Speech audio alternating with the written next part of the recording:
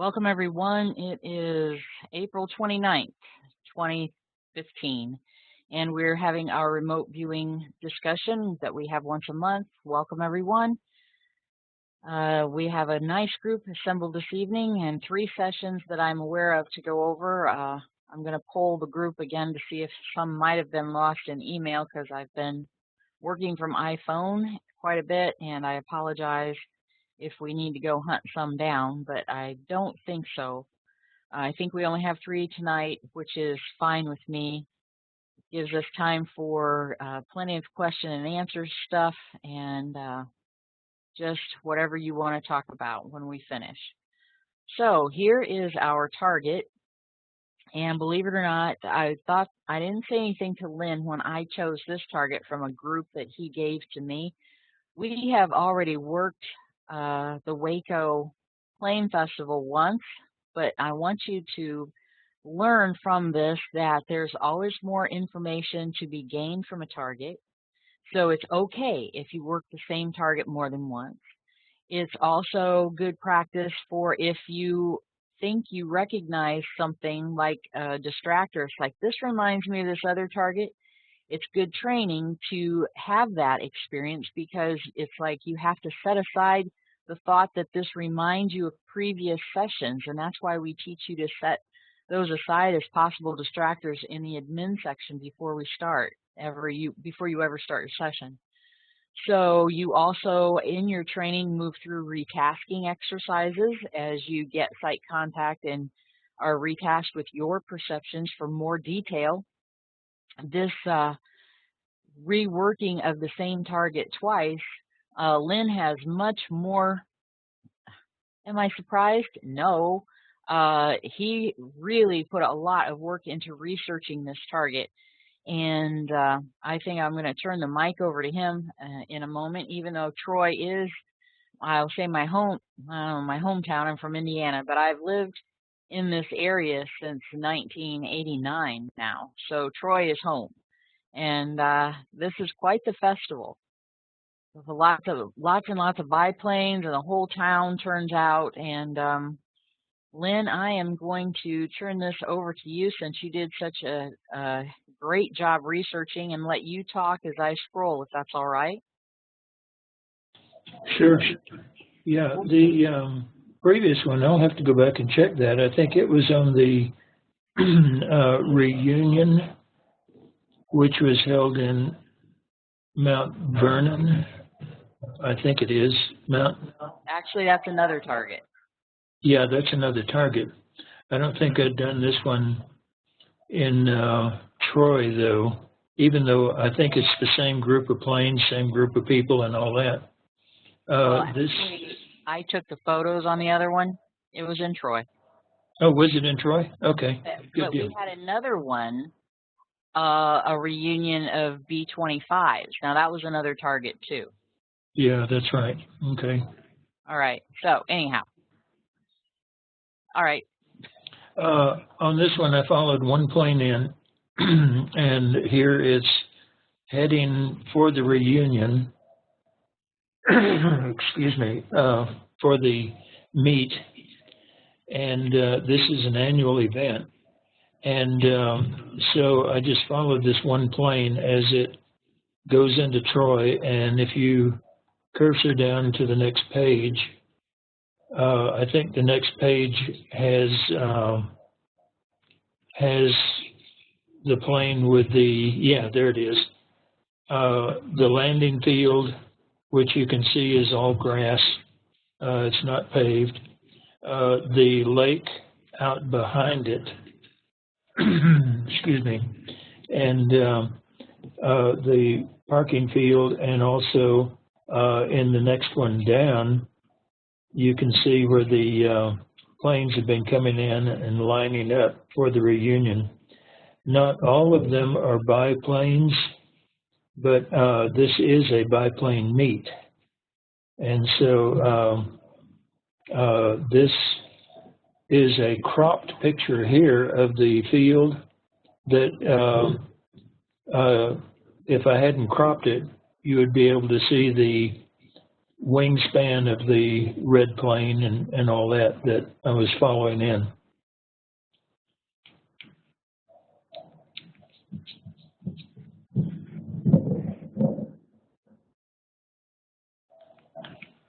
And this is a 3-day meet. This one was September 12th through the 14th of 2014, I think. And they come, they hold demos, they hold fly-ins. Here's the plane that I followed, a picture from the ground, and then it's landing, and it lands on grass, tarmac. We don't need no stinking tarmac. You know, these struts that go down to the front wheels are actually flexible up at the plane. And so as the weight of the plane hits and all of those wheels will spread out sideways, and it acts as a shock absorber. And these planes were, of course,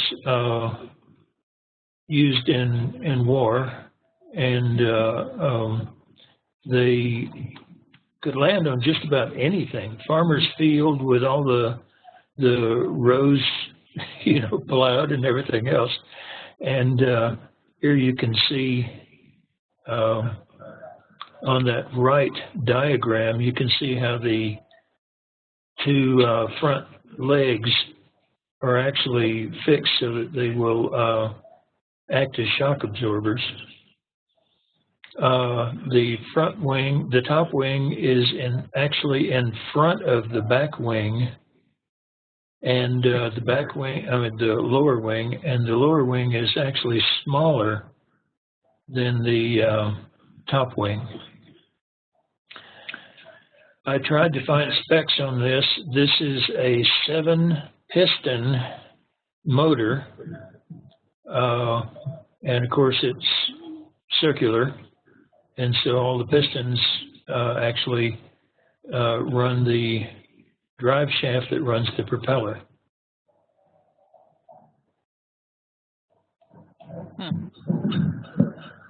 You ever think about being a teacher? I'm sorry? Have you ever thought about being a teacher? You do quite a good job of it. I tried. There, look at that shiny propeller. Look at that motor. That's clean.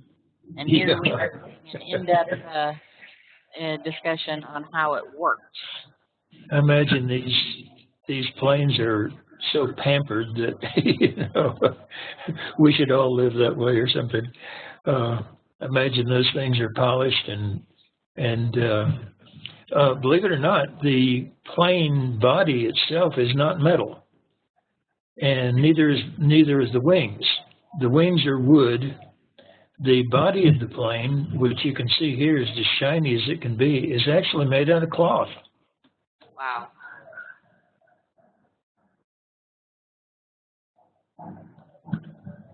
Boy, that would drive blue for your textures. And here's the makeup of the wing. You can see it's all wood. Being all wood, it also has the ability to flex. Now, wing-wise, there are two categories of wings. One is a stiff wing and one is a flexible wing. And most planes try to get the flexible wing because when you hit an air pocket, the wings flex, and that acts as like another shock absorber for the passenger. And I have flown in anti-submarine warfare planes, which are stiff wing planes, and you talk about feeling like you're in a tractor going over gravel. Man, I tell you, going over rocks. They put on air shows for the weekend. They have parades, and of course they have teaching classes for kids and all. Plus, they have, I didn't include it in here, but they have model airplane classes for kids, and model airplanes all the way from the little kits that you can buy at a hobby store to the planes that are about the size of the one shown in the parade here that actually fly. I don't think that one flies, but they actually have flying models, and some of those models are 6 and 8 feet long, unmanned, of course. Yeah. And then at the end of the weekend, I followed this plane as it heads off into the sunset to go back home. By the way, I put this, I try to put a little education in all of these. Tarmac is slang for runway, but tarmac is actually tar-penetrated macadam. Macadam is a paving material that you see on highways, and you have the cement highways and then the dark black highway, you know, when it's first put down, which is the asphalt. And asphalt is basically the macadam. But runways won't hold up if they're made out of macadam. And so they use a different material. And so tar in the summertime, in the summer heat, will of course get soft, and a plane tries to land on it. The tar gets all over the tires, plus the tires sink into the runway. And so when you hear a plane touching down on the tarmac, that doesn't happen because runways cannot be made out of tarmac. Little educational aside there. Well, thank you. We're now prepared for Trivial Pursuit. You betcha. I try to put some of this in every one of the targets. Just, you know, if you remote view a target and you say, oh, this is a building, and you're right, that's good that you're right. But why not learn something about the building and what goes on there and all that? And many remote viewers are sensitive to activities, to all different kinds of things. And so in the feedback that I put for these targets, I try to put feedback for just about everything I can imagine a remote viewer would find. And so I many times I'll spend 4 and 5 hours doing a single one of these targets. And that means that the feedback is going to be complex. But your session doesn't have to be. If you come up and you say, oh, this is outdoors and it's open and there are things flying around, hey, you just got 100. You know, you're doing fine. And so what I have to do on these targets is I have to provide feedback for everything from beginners or those people who haven't had any training at all the way up through professional remote viewers. And so at the end of each one of these targets down at the bottom, you'll find references to websites and all that, where if a person finds more information than what's in my feedback, it'll point them toward further references. But simply because the feedback is complex, that doesn't require you to do a complex session. You do your session, you do it at your level, at your ability, and then you go here and I tell this to all my students. Teresa is telling it to all of her students. We don't count off for what you miss or what you get wrong. Well, we don't count off for what you miss, okay? When you get out into the real world and like you're working for police departments, they don't really care what you get and what you don't get, what they care about is, if you get it, is it right? And so let's say you get a target like this and you come up with 5 impressions and that's it. If all 5 of those impressions are held up by the feedback or by further research, then hey, you got 100 on your session, because we don't count off for what you don't get. Okay? Because every single target will have millions of things that you can't get. You can't get them all. And so you judge your score by the perceptions you got, and hopefully the feedback will tell you whether those perceptions are right or wrong.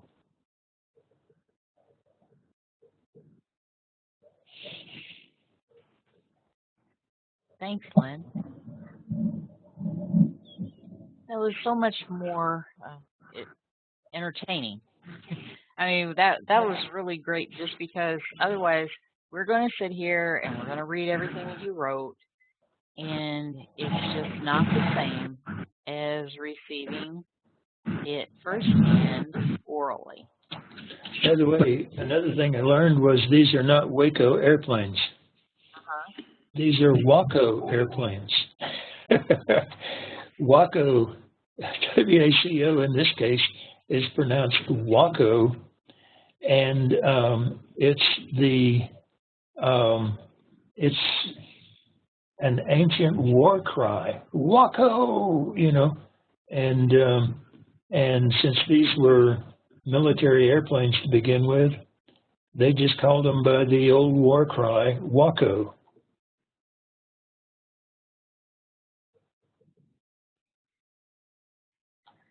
All right, so let me minimize this just a little bit, and we'll pull up a session. Adeline isn't here. She is in UK, so the only way to come is if she's asleep. We're going to look at her session first. She hasn't turned a session in for a long time, which should be here. Let me minimize it just a little bit. And I'm not going to spend an entire evening tonight going over structure. We have a mixed group here. Some people here have turned in their very first session for the very first time. Some people haven't turned in this particular target, but have been working other targets. But I will make just a few comments here and there. Like she has, for those of you who are new, she has 5 gestalts here in this one ideogram, and she's numbered them 1 through 5. She didn't make the hash marks so you can see where they start and stop, but you can see that you can get as many as 5 ideograms in one, or gestalts in one ideogram. And then she goes down through her IAB sequences for each one: A1, B1, A2, B2, A3, B3, because that's a little hard for people to wrap their minds around. Is what? So you do each one of those. And that comes with practice.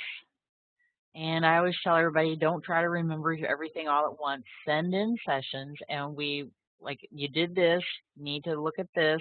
This is good. And now she's in P2, and she's working 1 gestalt at a time, 1 ideogram at a time, and that's indicated in parentheses, and the perceptions go underneath it. And she has several types: water, land, man-made. And her stray cat, now see, she's left space. She got blue clothes, and then next she had a stray cat of coveralls. So that's a noun, and she moved it off to the right, and she left space. So you know what order her perceptions came in. Then she had an unknown. So as your ideogram library grows, because it's your language, so as your language grows, you're going to get ideograms that you don't recognize, and you work them as unknowns. That way you look at them after you get your feedback and see if your perceptions match with that part of the target that you were looking at, not just there's something red at the whole target. Oh yeah,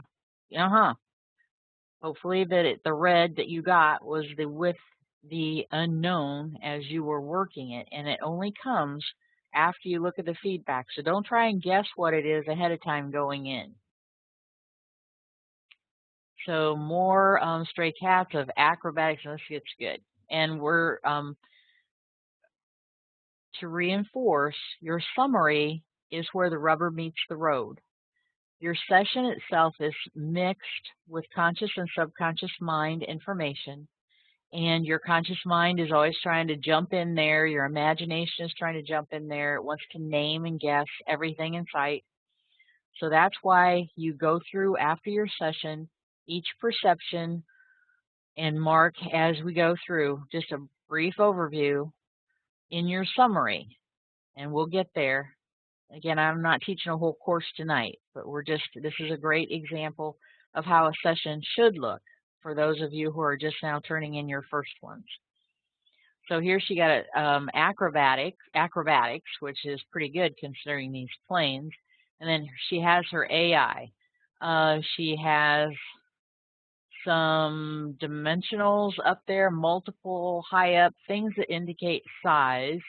And then she has her AI, which is her spatial relationship to the target, which is what you want to look for. May hit you in the head, may be very subtle. Only comes with working with this time after time, and then it just becomes smooth as silk, and you just chug right along. But she says her AI break is, it's in front of me. That's amazing. So it's in front of me. Where she is in relationship to the target, it's in front of me. She's interacting. It's not just observing now. It's like she's interacting with the target. And that's amazing. The second part of your AI, you will always have a reaction to the target. You need to declare that, meaning you ask yourself, how does it make me feel? And she says, that's amazing. And that's called declaring it when you write it down. After you have your AI, your whole point of phase 1 and 2 is to hustle right along and get to that AI, and then you immediately move into phase 3 and start sketching. You may get a couple of perceptions. That's okay. Don't write them down. Do not ever not write anything down. But don't hang out anymore in phase 2 after you have your AI purposely getting perceptions. Start your sketch. And as she has done here, she has her sketch and she's numbered it. And then each area she has come down vertically and touched where number 1 is and got perceptions, and then touched where number 2 is and got perceptions, and so on, all down through all 6 that she labeled. And I'm scrolling back up. I'm not sure what that is representing at the target, maybe a tower or something, maybe. Not nailing anything to, and here's another sketch. Again, she's numbered it. And she has a stray cat of aerodrome, and she's from the UK. So I don't know, Lynn, is there a technical difference between an aerodrome versus an airport? No, I don't think so. Okay. I don't know why I think aerodrome sounds bigger for some reason. Well, some airports are pretty darn big. All right, so now she's given herself a move command. Move to a position where the entire target is visible and sketch.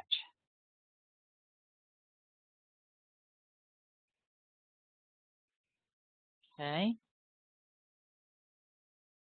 And has stray cats of stadium, rescue mission, and when she's finished with phase 3, she cues herself with the word purpose, which is setting you up for stage 4, which some of you have not had yet. purpose, meaning the purpose of this target. Why is it here? What is it? Is it entertainment? She says entertainment. It could be work related. It could be education, religious, sports. It's a concept. What is the purpose of this place? Then she ends her session. She writes EOS for her. Instead of end session, she writes end of session EOS. And her time, she's also working like local sidereal time.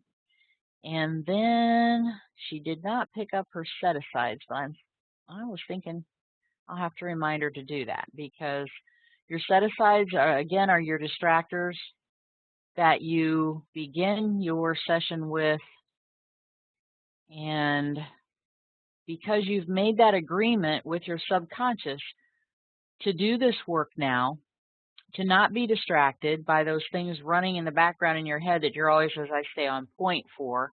Now I just scrolled up so we can review. POCA is preview of coming attractions, or some of you are more familiar with advanced visuals. That's any flashes that you've had of the target before your session starts that you think it might be. That's a form of a stray cat, and you want to, or AOL. You don't want that to hijack your session. So if you don't sit here and purposely try and get visuals, like do some kind of om or mantra, don't go for it. But if something just pops into your head, that's when you write it down as a POCA. A POCD is potential distractions in your real life, such as I always really strongly advocate previous sessions so that you don't start working a target and it's like, man, this reminds me of that other target. I wonder if she gave that to me again. And then pretty soon that's all you can think about. You're wrapped around the axle. You're totally hijacked in session. So if you go through the set-aside process, which I'll go through here again since we have extra time tonight, POCD is preview of coming distractions. Previous sessions, she has fear of failure, which is FOF, and yes, meaning there's something that she doesn't necessarily want to share with the whole world, but she and her subconscious know what that agreement is, that she doesn't want to be distracted by it. So then she takes them one at a time, not a whole clump at once. It doesn't address each individual thing and properly set it aside if you do a whole paragraph and lump them all together. Again, I know you're sick of hearing this, but I thought I'd be just like, oh, well, I'm going to set aside the whole world. I'm not going to do all these individual things. I literally bounced off like I was on the moon. Got all kind of huffy and thought, I was mad, couldn't do it. Nobody can do this stuff. It hit me 2 weeks later. That's why you save your sessions. Like, oh, man, it's pretty hard to get sight contact when you set aside the world. So you address each of these individually. So she would say, I've had good sessions in the past. I want to have a good session now. I don't want to be distracted by thoughts of previous sessions. So for now, I'm not worrying about previous sessions. For now, I'm setting aside worrying about previous sessions. And then she writes previous sessions down. Then she addresses fear of failure. Fear of failure, this is pretty, this remote viewing thing is pretty unbelievable, and none of us understand it, but we know that we can do it. So for now, I want to do well on this session too. So for now, I'm setting aside, for now, I'm not worrying about fear of failure. For now, I'm setting aside worrying about fear of failure. Can I interject something there? Yeah, hit me. Go ahead. One of the things I found very useful for fear of failure is, in that first part, you're talking to yourself to come to terms with the problem. And you simply say, hey, if I don't fail, I'm going to learn something. If I do fail, I'm going to learn something. So for now, I'm not worrying about it. I'm setting aside fear of failure. It's a very simple one. And it reminds you that you're there to learn, not to get a target. And so you've made this agreement with your subconscious and you want to honor that agreement. So after your session, that's why we say pick up set-asides. Okay? And again, as I went through that, and I'm almost done, we'll get to her summary now. Again, reinforcement for those of you who have been around for a while, and hopefully you wake back up here in a moment. But it's in present tense. It's not going to help you, or it will not help you if you interject the words going to. And it's not going to help you as effectively if you lump all of those together at once. If you do the mantra one time and you say all three things at once. You have to address them individually. And some methodologies don't teach this. They teach that if you interject these thoughts, they might not have even been there before, so you just gave yourself a whole bunch of junk that you didn't have to worry about before, but now you're worried about it because you had brought it in and da-da-da. I personally like this thought process only because I know that my subconscious is on point for things. Like if the phone's going to ring, or if this is going to happen, or that. I want my subconscious to be able to focus on this session. So this makes sense to me. You address it and face it and take care of business before you ever have to deal with it. So it's taking care of it on the front end so you don't have to worry about it on the back end. All right, so this is her summary, and again, she starts out the target feels she's gone through her session, and this is the information that she's chosen to keep. She thinks that this is pertinent. You are still viewing when you write your summary, and if you get new information, it's perfectly fine. It's just like, wait a minute, where'd that come from? I didn't get that. It's fine. You're still viewing. Go ahead and include it. So we're starting out by, you list all of your gestalts. So the ones that she got, usually we say the target has aspects of man-made, water, biological, and land. And outside location would be part of her descriptors of the gestalt that went with, or other things I found at the target. So then she has more than one man-made that she worked, so it's man-made 1, so we know exactly what part of the target she's working. The man-made 1 that is white and black and oval shaped, there is motion and it appears to be hovering over the land. Land that is flat, feels solid and hard with grainy and gritty textures. The land is lined, marked, and etched. The land appears gray and black. Biological 1. That is male, tall and slim. He wears blue and orange uniform-like clothes. He is high up and attached below man-made 1. He is moving. Man-made 2, that is tall, large, tall, angular structure that is peaked at the top. There is an element to it that is spanning and outstretched over the land. Man-made 3, that contains all the biologicals, other man-mades, and water. Man-made 3 is a cream-colored structure that is large and oval with curved sides. At the front of the structure are arched elements that appear tunnel-like. Above the arched elements are letters and words, including what appears to be A. Cheering can be heard with man-made 3. Biological 2, there are multiple biologicals crowded together. I can feel high energy, excitement, and anticipation coming from them. Water that is contained both icy cold, and hot. Unknown, there is a fast drop down and ascending motion feeling here.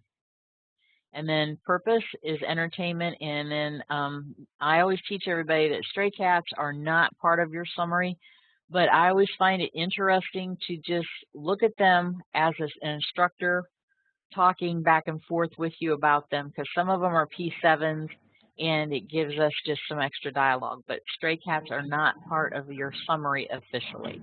That's right, but Teresa is very right on this, that when you get into actual operations, your session and its summary will be going to an analyst and then a report writer. And if that analyst can see a list of what your stray cats were, every stray cat is based on something. And most of them tend to be either logical conclusions, but some of them are symbolic in nature. And if an analyst can see these stray cats, it's good to list them. They never wind up in the final summary that goes to a customer, but it really helps the analyst to see those stray cats. So this is a good habit to put those in. Yeah, I never want anybody to think that I'm doing something. I always try to make sure I explain that this is a teaching point, so and not something that's taught officially in operations. So you can see from her word descriptions, this is sort of like reading a book. You have to reconstruct what's going on from her descriptors, which is perfect. If she were to name what was going on, she might be totally off the mark. And I really need to get with Ron. He's here tonight because he's got the perfect analogy for that. I'm pretty sure it's Ron. And it's like you thought it was a freezer truck, but it was Antarctica, or vice versa. If you say what you think it is, there are huge percentages that you're going to be wrong. If you describe but don't identify, then you have a very high chance of accuracy. Comes with training, obviously, but describe, don't identify. Right. And remote viewing, noun is spelled T-R-A-P. It is a trap. Don't fall into it. So overall, she has a lot of very accurate perceptions. I mean, right down to the color of buildings. I think she named one building as being, I don't think she used the word beige, but it pointed top. If I would have to go back and go down through it and pick everything out side by side. But look at this building with the overhang right here. Hopefully you can see my little hand on my cursor going around and around. I don't know that that's exactly what she was looking at that time, but there are perceptions of this color that was light colored, and there is an overhang. And anyway, I would give her like all kinds of gold stars for this session.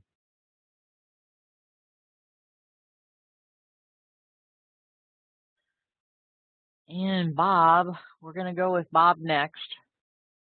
And I am expecting, yep, 27. Bob is advanced. He's, see if I can, I don't want to totally minimize it, but I was trying to shrink it a little bit.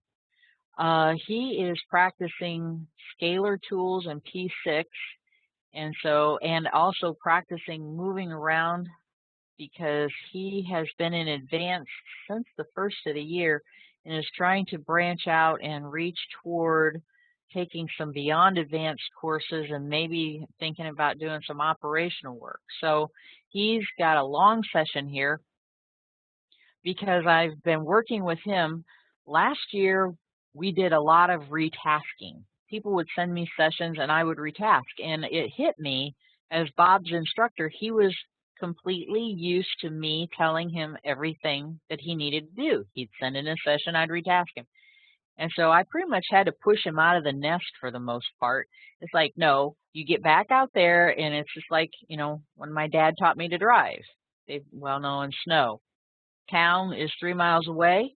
We need a gallon of milk. No, we didn't. Go get a gallon of milk. If you go in the ditch, everybody, give us a call. I'm like, that was me learning to drive in snow. So I had to push Bob out of the nest and said, no, get back out there, practice your tools, you get your nose in that target, you stay curious, you find stuff to explore. Now he explores every nook and cranny. And so he took the full front loading with this. The target is an event at a location. Describe the location and or the event. Also describe any associated objects and or activities.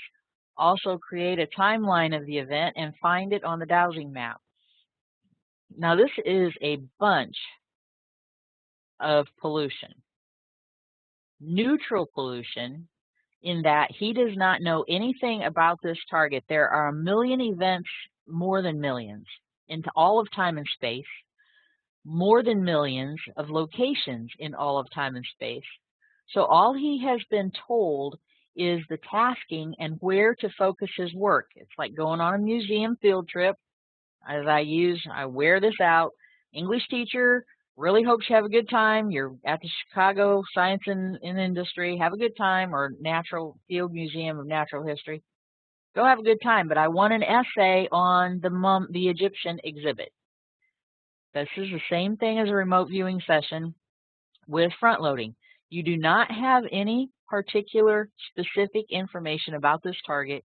It only tells you where to focus your work so that you're not wearing yourself out and describing everything at the site, which in operations, we train toward operations from the minute your pen hits the paper the very first time. And so the customer doesn't care about everything at a site. They only care about, one, maybe two things. Excuse me.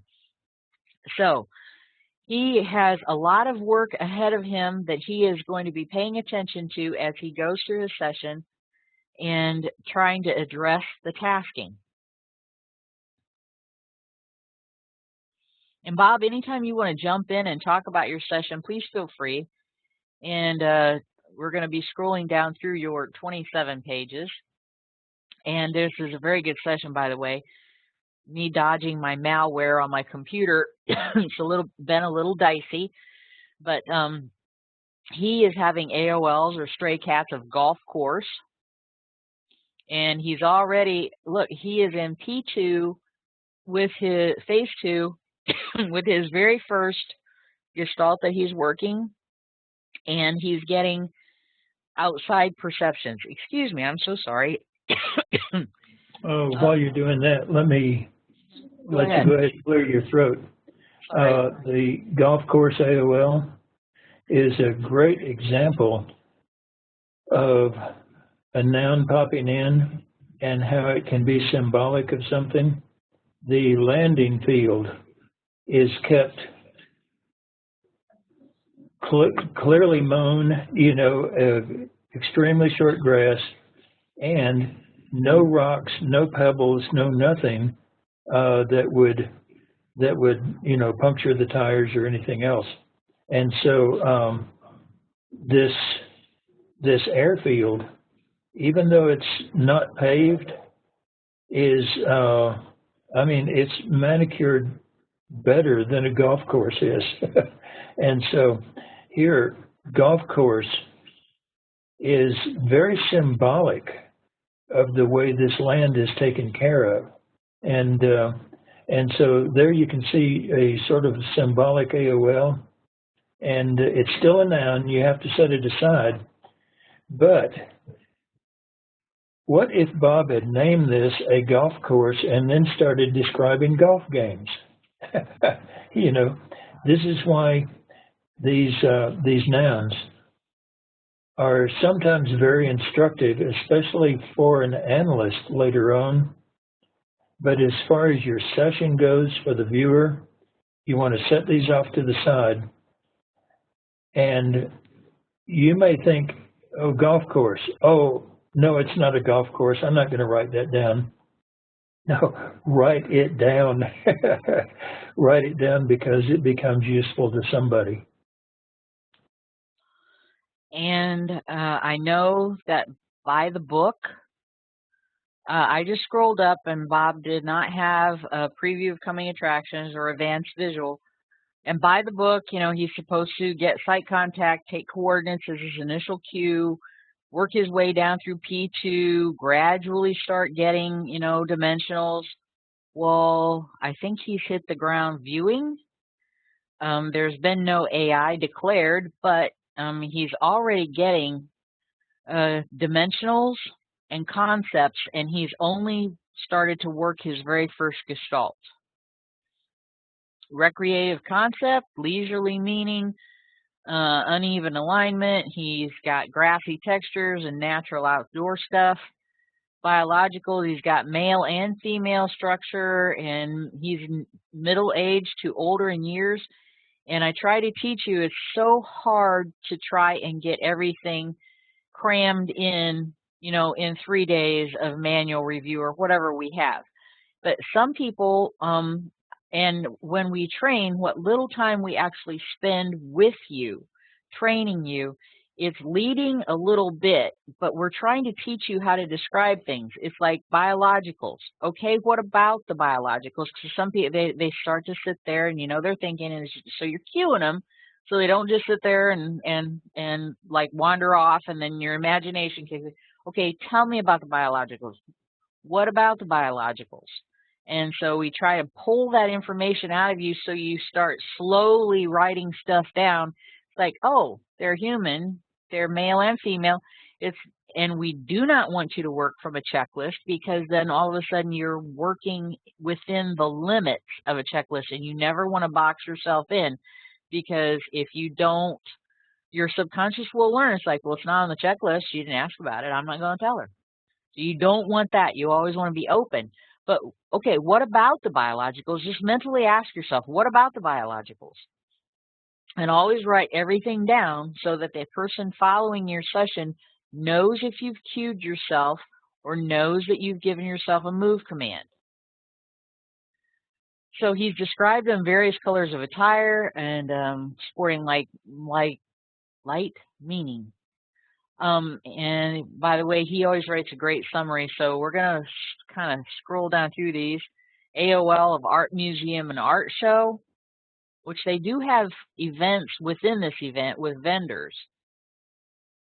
I'm not saying that there's the way those planes are painted and all that. Yeah, this does wind up being an art show. The planes themselves. I agree, but you know, the skeptics would never agree with us, you know. But I agree with you. You know, I quit worrying about skeptics a long time ago. Yeah, I always kind of wish I could, you know, throw those pudding pies at them, you know. But, yeah, well, you know, when I started getting information that started bringing missing kids home, I quit worrying about skeptics. Yeah. All right, so AI. He's on page 4. He's got an AI. I'm at the site. This is interesting and different. I feel amused and lighthearted. All right, let me see if I can flip this.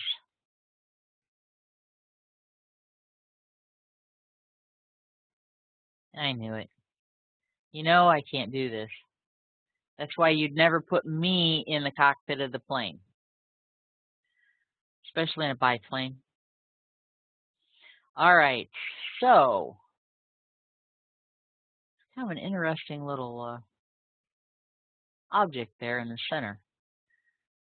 And just to refresh, Bob, as Lynn said a couple of sessions ago, if you get your perceptions and put them vertically, then we know what order they came in, which can become very, very important in operations.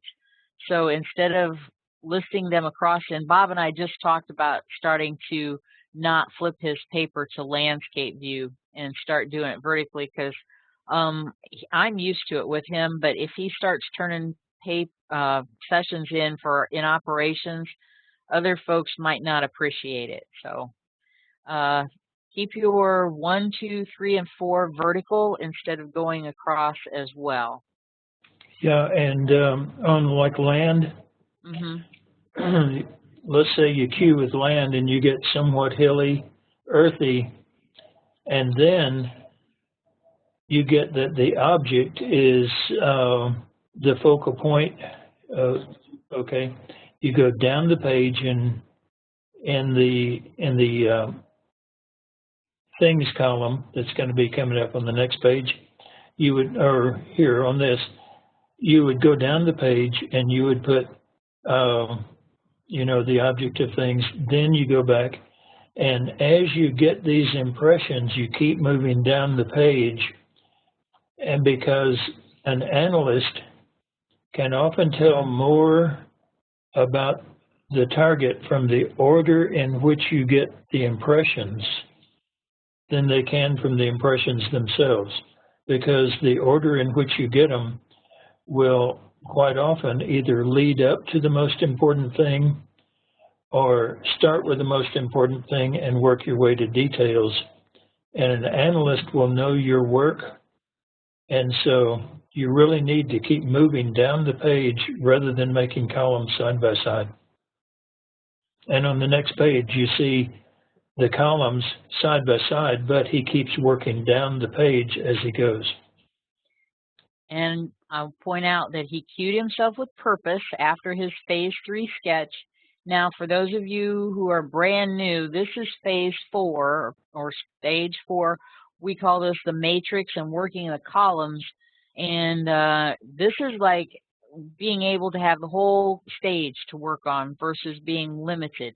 And these columns are sensories, dimensionals, AI meaning you, SI meaning somebody at the target, things being tangibles, C for conceptual, stray cats, and cat at the site. So you have a lot more flexibility and it becomes more fun. I mean, right now you're learning structure, learning site contact, learning to stay steady in time and space. When you get up to this where you can work the columns, you can do this in the first 3 phases, that's fine. But this lets you chase details to the nth degree. And the way that everybody knows what you're looking at is you always put it in parentheses. Whatever comes after the perception in parentheses means that that's what you are looking at, and that's what you're touching your pen to, or the column, as you go through until you move to the next thing, which you then put in parentheses. So everything after the land is outdoor scenic, it's park-like. He comes back over, and he's moving back and forth in the columns. It never worked for me to like do all one column at a time. I don't know why. I mix my food up when I eat it too. Maybe that's it. Yeah, because your subconscious doesn't work in columns either, and your subconscious is the viewer. Thank you, because I always feel a little bad, like I should be like working a whole column and then moving in a very logical manner. Never worked for me. Nope, you should get an impression, write it down, get an impression, write it down, get an impression, write it down. So he's going back and forth here, clean, and then he got a concept of party, and then mingling after that, and bios and humans, and that would have been kind of nice if he'd have put party underneath that in parentheses, and I would know for sure, although I know that that's what he's doing, but he's now exploring party, whether he knew it, but all right, moving right to Stonehenge is he got that as a stray cat, and then moving right along. Since we had 2 great sessions that I could teach you guys quite a bit about, I am kind of happy about this. Very happy, actually. Move. Now, here's an example of a cue and a move command. So he says, move to the biologicals. Purpose? You could write out the whole sentence if you wanted to. Move to the biologicals. Tell me their purpose, or whatever. Describe their purpose. You can just say the one word, purpose. What you can't do is move to the biologicals. Smell, taste, texture, all at once. You have to do each one individually. So he's a little smooshed in here, not too much. What he's done here is sort of a repetitious, because in putting bios in parentheses, that says I'm going to describe the biologicals now, which is the same thing as saying I'm now moving to the biologicals. So the command move to the biologicals really isn't necessary. And he says, okay, I'm moving to the biologicals. Then he goes into the conceptual column. Hey, that's their purpose. And so this whole cue over to the left side is a good explanation of what's going on. I would never say don't do that. But it's also repetitious with what he's doing in structure here. He's cueing, saying, I'm moving to the biologicals. He goes to the concepts column and starts telling their purpose.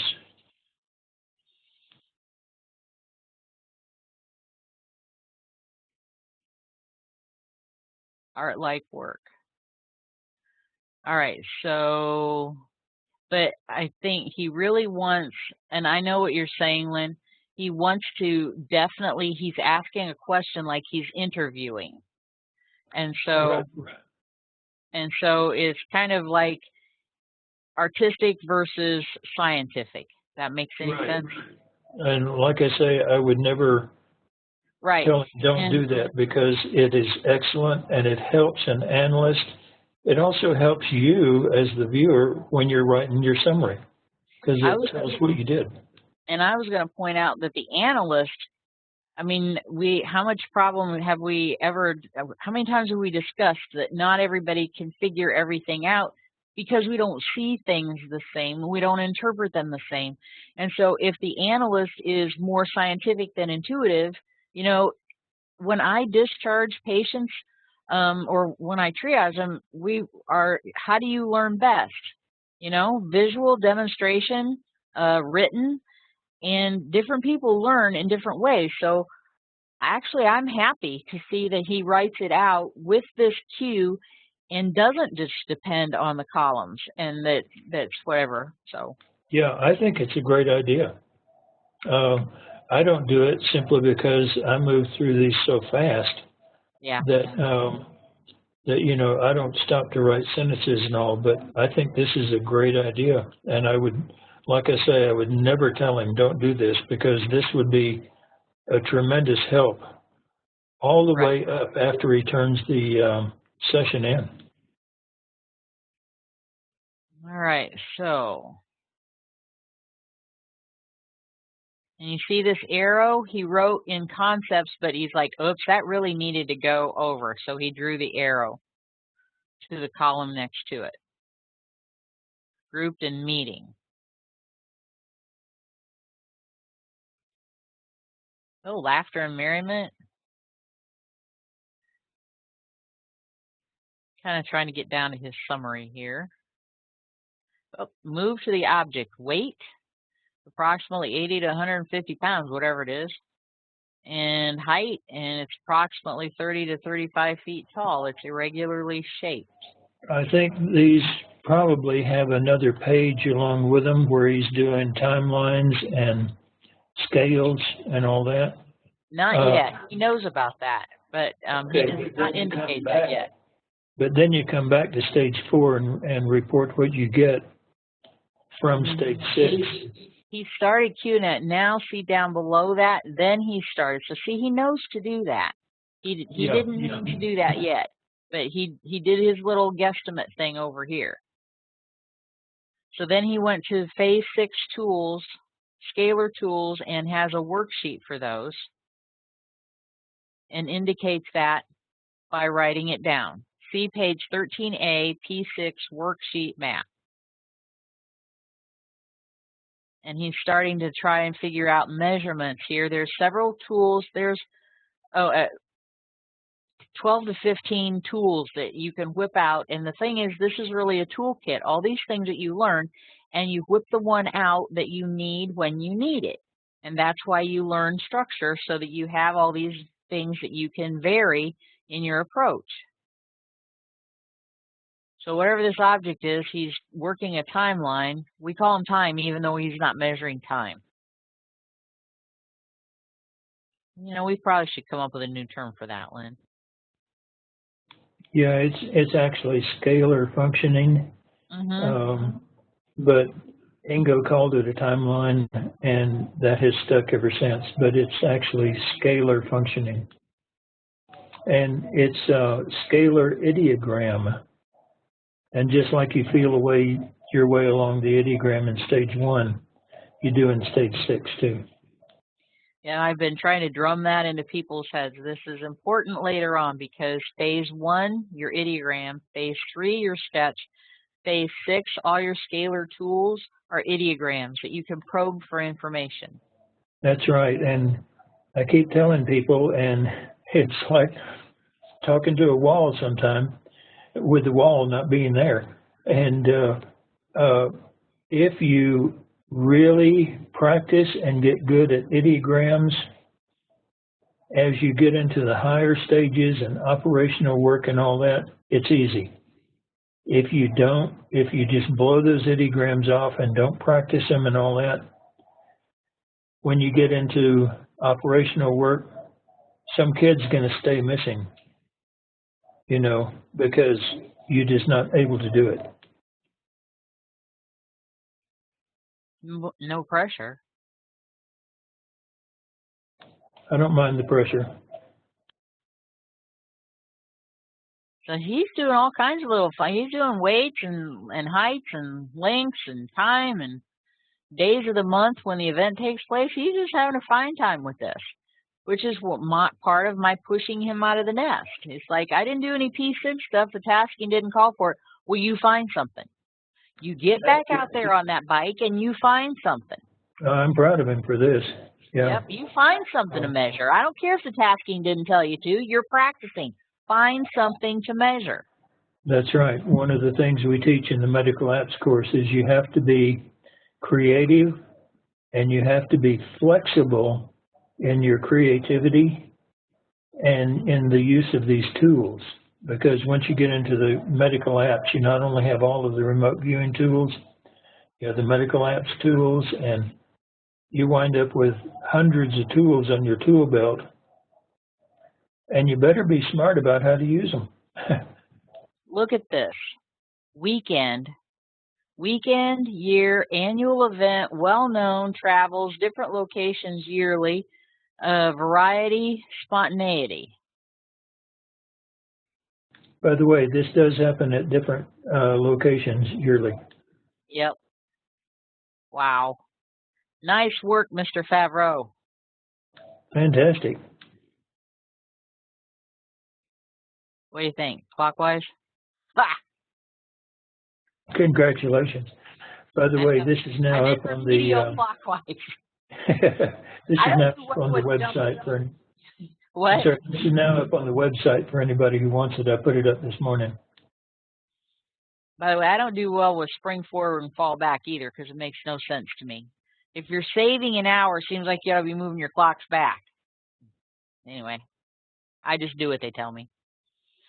All right, so here is his summary. The target is an event at a location. Describe the location and or the event. And so he has included his front loading in his summary. And he did take a break here, took a little rest, came back and resumed. This boy is a viewing fiend. It's like, you know, he hardly, once he starts, I'm telling him, I need you to, I don't want to see your session.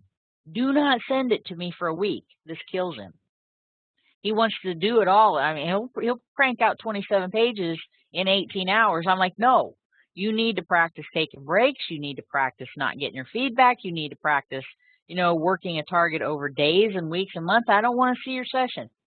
That's right. He wants to do like 4 a week. As far as taking a break, the explanation of the need for breaks. Let's say you're in a warm house and it's wintertime and you walk outside, it feels cold. The longer you stay there, the less you notice the cold. But if you go in and go back out, you've got the warm, and then you go out and there's the cold again. And it's the opposite. You're out in the cold, you go in and it feels hot and all. If you take a break and then go back to the session, you're more sensitive to the target than if you just plow your way through and don't stop. So taking breaks is a very important part of doing remote viewing. So then his summary, he goes through and he writes very thorough summaries. The land is earthy in composition. Yeah, because I've literally told him when I pushed him out of the nest, it's like, look, if you want to, he really wants to find missing people, and that's one of his goals. I said, there's not going to be any multiple retasking, more than likely. You're going to turn your session in, and they want you to have as much information in there as possible. So you have to get curious, and you have to become the explorer and do all of this without being prompted, because when the rubber meets the road, you know, in another 6 months or a year or whatever, you find yourself, you know, working these the way you set your goal, you know, you can't turn in. I mean, if you turn in 5 perceptions and they're all accurate and you got 100%, that's great. But have you done a job that is the most beneficial, that addresses the tasking to an extent that it is actually useful. You know, That's right. And after around 30 years of sitting across the table from remote viewers and doing the monitoring, I've gotten to where I can tell when a viewer sees a color or hears a sound, you know, from their micro movements, from their tails. And many times, in fact, probably most of the time, a viewer will say, you know, I'll say, okay, describe the person. And you can see that they get a visual and they make the micro movement for color, angle, size, shape, everything else. And they make those micro movements and they say, male. And now this is not allowed in actual operations, but in training, if I see that they've seen a color, I'll say, what color? Oh, he's wearing brown. Oh, what shape? What size? What's the, you know, and these are things that they saw, they heard, they perceived, and yet they'll say male and figure that they've told you the answer and they'll go on. And as your own practice trainer, as your own practice monitor, you need to ask yourself these questions, you know. Oh, there's a biological there, it's male. Did I just see a color? Did I just hear a sound? And so on. And you need to learn to ask yourself these questions and be your own monitor. I've been on the other side of that glass top training table hearing those words. Yep. Yep. But I sent Bob out. It's like, okay, so, and I've told a few people this story, but I was really approached once to give my opinion on extracting somebody from a jungle environment.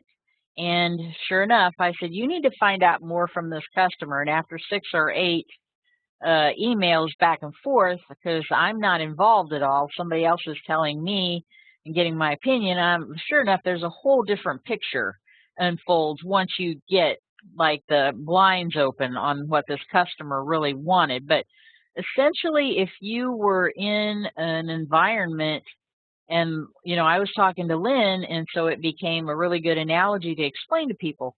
If you were over in Asia, in, you know, Laos, Thailand, the Vietnams, you know, you've got jungle, river, village, village, river, jungle. So if you're lucky and Babe the Big Blue Ox happens to be in the middle of the town square in one of the village, and that's the village that you need, and somebody describes that, you've hit pay dirt. But otherwise, everything looks the same in a lot of environments. And we did a whole webinar where we tried to describe like desert in one part of the world versus, you know, a sandy desert versus a desert that has an oasis versus a desert that has cactus versus, even though it's a desert, what part of the world and what's the topology and the topography. So I sent Bob back out, you know, I'm like, you get back out there, and when you're working your sessions, you know, ask yourself questions about temperature and environment. You know, if you get outdoors, you know, ask yourself, you know, outdoors or indoors or whatever cue you can use. Don't interject, but, you know, ask you're interviewing. Your subconscious is interviewing. And so I never know if that's going both ways. It's an interactive process. It's a dialogue. And so ask questions mentally and pull information out. And as you do that and you see that you're accurate, it becomes like a whole new world has opened up for you. And you're not just getting green, mossy, damp people. You know, that's it. You start getting definitive information the first go round while you're addressing the tasking. That's right. And one of the things I've learned about my own viewing, the minute I get the word outdoors, I'll say atmosphere. I'll cue myself with atmosphere. because you can tell, most people can tell, and I've been around the world enough to be sensitive to this, whether you're at a high altitude or down at sea level or whatever, just by the air that you're breathing. And so the minute I get that a target is outdoors, I'll say atmosphere, and it tells me where I am altitude-wise. And then I have a whole series of other cues that wind up totally describing the outdoors area. And you need to develop these for yourself, and you will over time. And so look at the depth of what he's doing and if you think about a writer, just pull a book off your shelf, pull a novel off your shelf, and look at the way that the writer, the author, constructs the story, painting word pictures. And essentially, that's what you're doing. You're writing a novel in your session using descriptors and perceptions. So the object is white and ivory colored on its top part, and he doesn't say what the object is. He's not trying to tell a story. It's an object. It's white and ivory colored on its top part, darker colored on its base structure, which is rounded in shape. It's smooth texture in areas and lined in others. And so he goes on and describes it in depth. It's like he's got a magnifying glass out and he's going over that thing like Sherlock Holmes. So then he goes to biologicals. He goes over each gestalt, just the way Aveline did. And if he would have gotten more than one, he would say biological 1, biological 2. He wrote here as a group. They're human in composition, both male and female in structure, mostly middle-aged to older in years. And he writes the ambiance, their sounds of talking and music, PA, amplified sounds, laughter, and merriment present with them.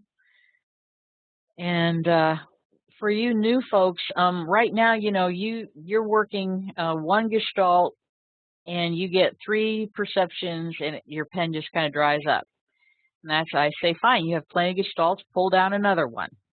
And so this is, eventually you'll start getting 4 and 5 perceptions in a row, and then eventually your pen just starts taking off. And you're just writing as fast as you can go, and then you learn that you don't have to cue yourself for the most part because things have dried up. You may be getting packets, which is like tons of perceptions all at once. Hopefully not that and I usually tell everybody my story of I was working Mecca and got so much, I'm like, I'm out of here. I can't do this. But, I mean, you could go into overload with packets, and right now you're just starting out, and it may seem like this is a lot of stuff, and it would take you 3 weeks to get it because you're only getting like 3 perceptions per gestalt. It doesn't happen that way with practice. It flows. And so here he ends his session, and he puts the time, and he picks up his set-asides. Great session. Bob, do you have any questions? How did you feel about it? We're all together, and you're working P6 tools, and we've had a chance to talk about that. There are so many scalar tools. It's kind of hard to just say, okay, I'm going to go practice this one. Well, you may pick a target that one's not applicable, and so you don't get to practice that one for a while. So anyway, do you have any questions about anything, or you really had a great session here? Hi, Teresa. Can you hear me okay? Oh, I hear you great. Oh, great. Hello, all. Lynn, hi, everybody. Yeah, I think that the previous session, along with this one here combined, the pieces are coming together. I can see where, you take a look at each session, and it's like one piece of the puzzle. I do have my notes here in front of me with the things you mentioned to be implemented, and they're right in front of me right now. I'm staying right here in the present time, writing the stuff down, and when my next session comes along, I'll implement it. And it's a really, really interesting target, Lynn. Thank you. It's great. I'm enjoying it. I have fun picking these things. I can see that. Okay, we have one last. Thank you, Bob. Okay, Again. okay. Thanks. Teresa, can I mention one thing first on Of course. the last thing that you said? Yeah. When you dry up, let's say you've gotten 3 perceptions. One is big, one is red, and one is Don't say round. makes a humming sound. Okay, Okay. and then you dry up. One of the things you do if you're working as your own monitor is you pick each one of those and you say, oh, how big is it? And you start working that. Then you say, describe that which is red. Or you can even say, describe the red. Is it blood red? Is it bright red? Is it dark red? Is it pinkish red, orangish red, you know? And you start getting details, but this gets you back into viewing. And you say, makes a humming sound. Oh, describe the humming sound. Is it on and off, on and off? Is it continuous? Is it wavering? Is it solid? How loud is it? How soft is it? And so on. And you take these things that you already have and you cue yourself to describe them. And guess what? Man, you're back to viewing again. So anytime you get stuck in a session, just take something you've already gotten and say, oh, describe it. And you're good to go again.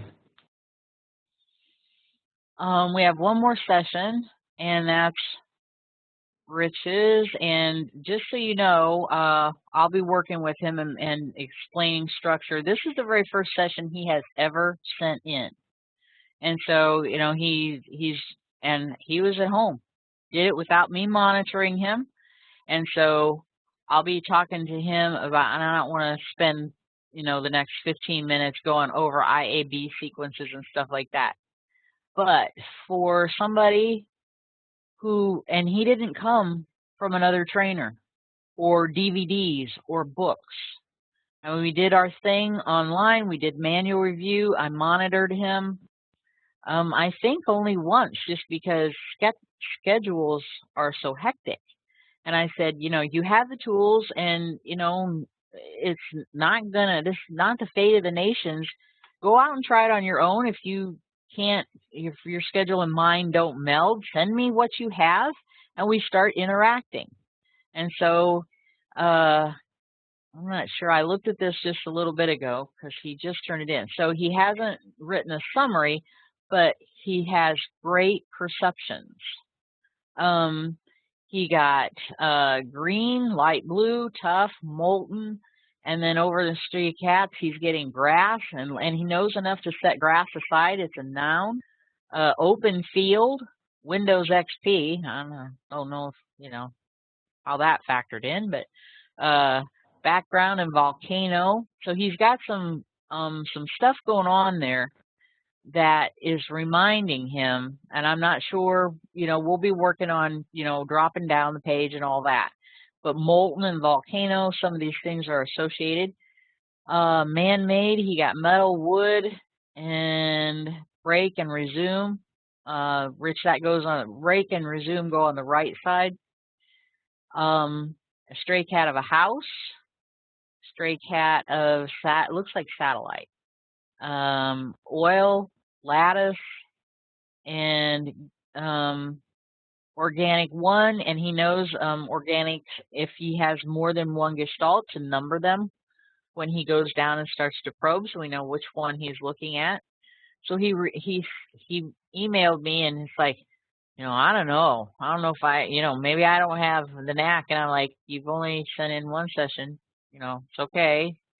And the amount of stuff that you got right, considering this is pretty much the first time your pen hit the paper is phenomenal. I mean, you're doing great. You know, this is not the time to put the bike in the garage and walk away. You're getting the hang of it just fine.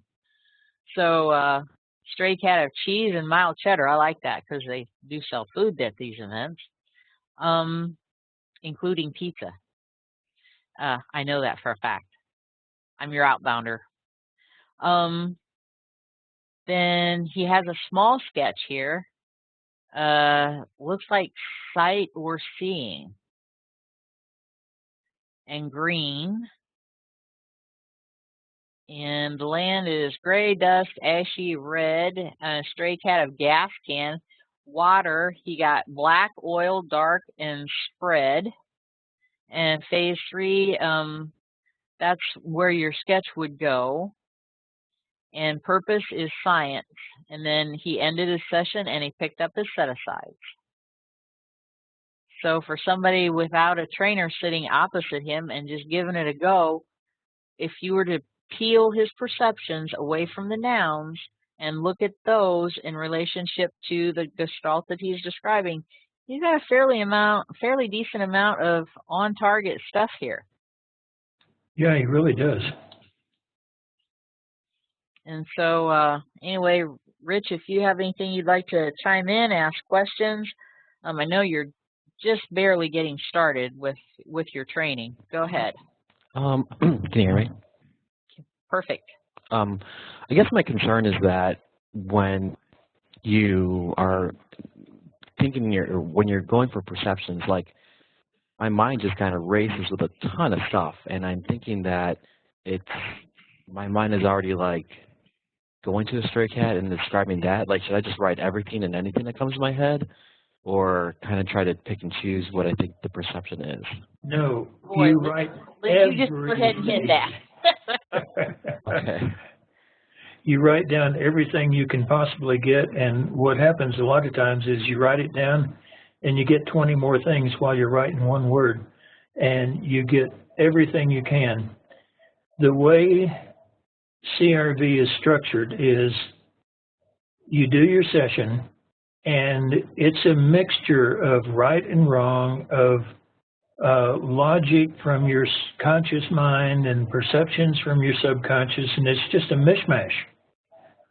But at the end, you go back through your session, and with the sight contact that you have developed throughout the session, all of a sudden, at the end of the session, you can go back and look at page 1 and kind of figure what feels right and what feels wrong. Okay. And so you write down everything, because if you don't write it down, you're not going to remember it. And when you go back to write your summary, that's when you pick and choose what feels right now. And people want to score their session. No, you don't score the session. You score the summary, because the summary tells, in the end, when the viewer has good sight contact, the summary tells what the viewer feels is really at the target, having filtered out all that crap and you know, and all that, the logic and suspicions and nouns and everything else. And so you score your summary, not your session. And during the session, if you don't write it down, I can guarantee you, you're not going to remember it when you come to do your summary. And the problem is that a lot of the stuff you don't write down is stuff that is about the sight, because it's also a mishmash of good and bad. So write everything down. Well, I guess like my concern is that if you're scoring it and I have like, 30 things that just came in the top of my head, and only 5 of them actually scored, and the rest are just the junk in my head because I have a lot of junk going on, would it be better just to be more thoughtful? Oh, Lord have mercy. He's intimating that he shouldn't write them down. No, write everything down. All right. One of the major rules of controlled remote viewing is if it comes into your head, it needs to go onto that paper. And you know, if you throw it out later, that's fine. Okay. But if you throw it out while you're doing your session, what you're actually telling your subconscious is, no, I don't believe that, and so I'm not going to write it down. And pretty soon, after a couple of times doing that, your subconscious says, okay, so much for you, fella, I'm out of here. But if you write down everything, what happens is your subconscious says, that idiot's writing this stuff down. Hey, I better get on the stick and start giving some good stuff. And so when you write down everything, it not only trains your subconscious mind to really start doing some good work, but also it's there as a reminder of, hey, there was okay, stray cat, satellite. Then you come to your summary and you say, I don't really think it's a satellite. So that's when you throw it out. Okay. I think I also have an issue. Oh, go ahead. Oh, I lost whatever it was. Okay, yeah, everybody wants to be right when you do your session, and it's not going to happen. Nobody's completely right when you do your session. But when you do your summary, that's when it's important to be right. So no matter what you get in your mind, I mean, you know, you're going along on a site like this, which is you're getting green grass and buildings and all this other stuff, and all of a sudden it pops into your head about your grandmother's chocolate chip cookies. Write it down. You can always throw it out later. I know what I was going to say. Go ahead.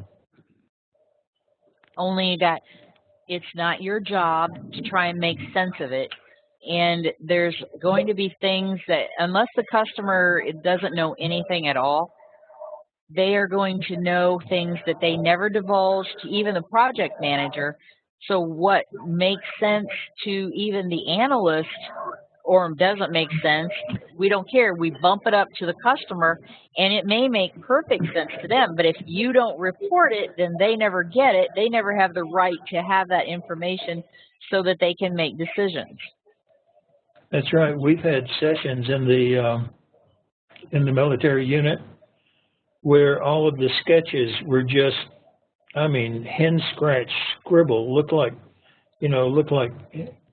Rooster's been scratching on the page, and all of the information was just looked like garbage and made no sense whatever. And we've had a customer come in, read through the summary, turn to his fellow customer and scream, "That's it!" And they both go out just happy as can be, thinking, you know, these people are really smart. We have no idea what we wrote down. But to the customer who knows what the problem is, it made total sense and answered the question that they really had. And so it's not, like Teresa says, it's not your job to analyze. It's your job to get an impression, write it down, get another impression, write it down, get another impression. That's your job. And that's where your viewer's personal lexicon comes into play too. If you don't understand something, it's like I don't understand your world, you don't necessarily understand mine. And so you think you got crap for a session. I take one look at it going, well, look at this and look at this and look at this. This is really great. So I'll shut up now, Russ. You've been trying to talk. You're rich. Rich.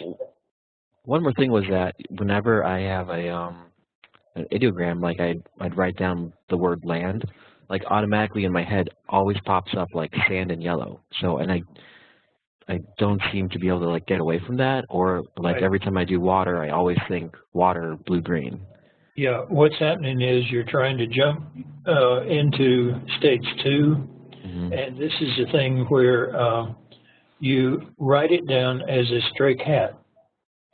You don't deny what your subconscious is telling you and refuse to write it down. But in order to train your subconscious to do this in an organized way so that it really works better, you go ahead and write it stray cat. We have another rule. Just because it's a stray cat doesn't mean it's wrong. And just because it doesn't mean it's wrong doesn't mean it's right. and so you write it down as a stray cat. So you do the ideogram, you say B1, water. And you say, vast and cold. You write down stray cat, vast and cold. Then in phase 2, when you come back and describe the water, it's still in your mind, and that's where you will report the vast and the cold. And you may come down and say, okay, this water is cold, but I don't think it's vast anymore. And so you write down cold, not vast. And so here you've got a new perception that it's not vast. Write down not vast, okay? And if it comes through your mind, make sure it gets on that paper. Anything that doesn't get on the paper just is lost, really. And as Lynn said, he said, even if it pops into your head about grandma's chocolate chip cookies, write it down, because Michelle is here, and we worked a target where they were harvesting honey, maybe 3 targets ago or so. I don't know, maybe longer. But she broke in after, we did her session and looked at it, and she broke into the conversation and goes, I have to tell you this, because she had a stray cat fairly early on of her friend, and she just thought, okay, she had thought of her friend, and she wrote her name down and kept on going in session just the way you're supposed to. Her friend, and I probably won't get this exactly right, but is essentially like a beekeeper, teaches classes about bees. I mean, she is a huge bee person, and this was a bee target. And so, that's a hugely important stray cat. And as an analyst, I would, if I'm not analyzing, a bunch of student sessions and paying attention and all that, I would be nitpicking through that. And if her stray cat was totally like Lynn's in the manual, when we were talking about Army Tank came after a pink bunny or something, it's like, where the heck did that come from? I would be allowed to ask, what does Army Tank mean to you at its deepest level? But, if her friend popped in there, I would be, without leading her, I would be able to ask her in a neutral way, what does this perception mean to you? Or what does this stray cat mean to you? And, so that they can be very, very on target and very meaningful in an associative way. And that's not waffling, although some people just would fight that tooth and nail. And some things, like Lynn will teach, like politics, you might have to make 3 or 4 jumps associatively to understand the meaning of how that would associate to this target. And there are just some people, it's like only being able to see one shade of green. They just don't think like that. And so they don't get it. And so they look at you like, you might be from another planet because you think like that, and you're probably nuts. And it's like, no, just because you don't get it doesn't mean that I'm nuts. So write it down, whatever it is. Oh, and by the way, the default background of Windows XP is like a grassy hill with blue skies. So that's why that's it. See, me, the analyst. So see, I'm like, Windows XP. That doesn't make any sense. And with open field, where did that come from? Yeah, it actually did make a lot of sense. I got that when I first saw it. Yeah, that is the most published picture in the world, by the way, is that wallpaper on Windows XP. Ah. I'm going to have to look it up because I've seen it a million times, I'm sure, and I have no idea what it looks like right now. So, Oh, see, that's perfect right there. Windows XP, that makes no sense. That came after open field. What the heck? I would be able to ask you that. I'm very, very smug right at this moment. Teaching point demonstrated. Okay, it is 9:50. Get my bifocals up where I can see the clock. Does anybody have any questions? Thank you, Rich. Too many R's today. That was very good. Yeah, if you've worked any other sessions and have not sent them to me, I mean, we're just now getting you up and running. This was really a good job. You remote viewed this target, whether you think you did or not. You did. So thank you for sending. Okay, we have a little bit of time here. Does anybody have any questions? We'll just throw it open.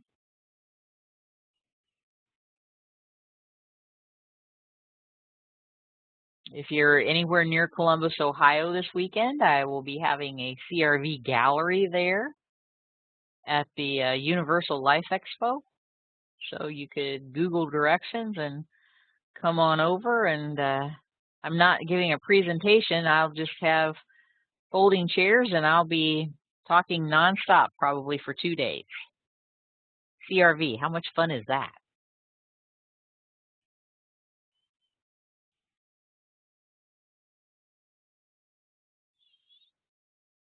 Okay. Well, if nobody has any questions, oh, Jenny has a question. Go ahead. We can take your mic off mute, or you can type it.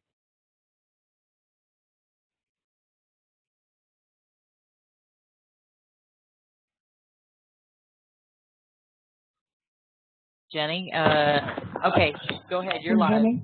Okay. Yes, go ahead. The P3 drawings, I feel like I'm really not getting now up to the point of doing this project.